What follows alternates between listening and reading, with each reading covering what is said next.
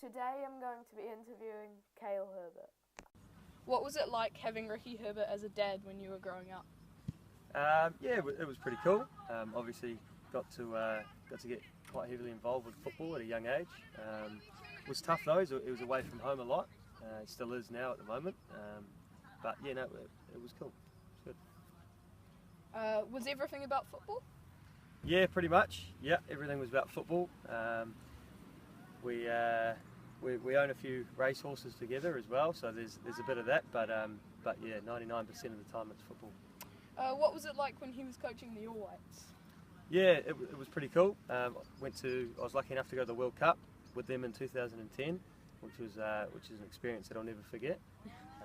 So yeah, no, for him to be involved with the national team for the period of time that he was yeah, it was pretty cool. Was he away from home often? If so, did you ever go with him? Yeah. He's away quite a bit.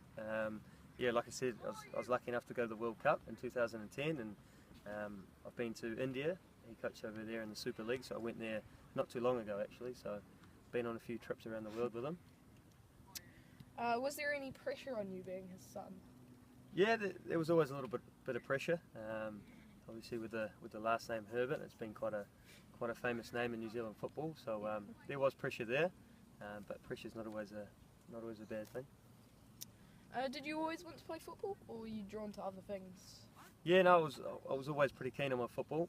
Still am, but I did play 1 year of rugby, which didn't go down too well within the family. But no, yeah, it's always been football.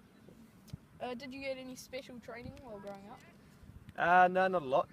Dad was always away, coaching the All Whites and the Phoenix or any other team that he had at the time.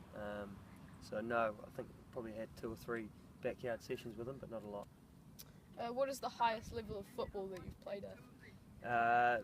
Highest level, played at the national tournament for federation and for school. But coaching sort of the way forward for me at the moment. I still play football, but still at a competitive level. But I enjoy my coaching more. What do you think the most important skills are for a professional footballer? I think work ethic. I think if you turn up to trainings and you're there to work hard, to listen and to learn, it's going to help your development a lot. Obviously, you need that technical aspect to it, and you need to be talented. But I think if you turn up to training and you work hard and you put the hours in, it's always going to put you in good stead. Yeah. What should I do to have the best chance of becoming a professional player? I think again, yeah, with your work ethic, you come to training and you work hard, which is always good. And for a coach, it's always great to be working with players who have that work ethic. So yeah, just keep working hard at what you're doing, because you're doing things right at the moment, which is good. How do you get into a team once you feel that you're good enough? Yes, yeah, your trial.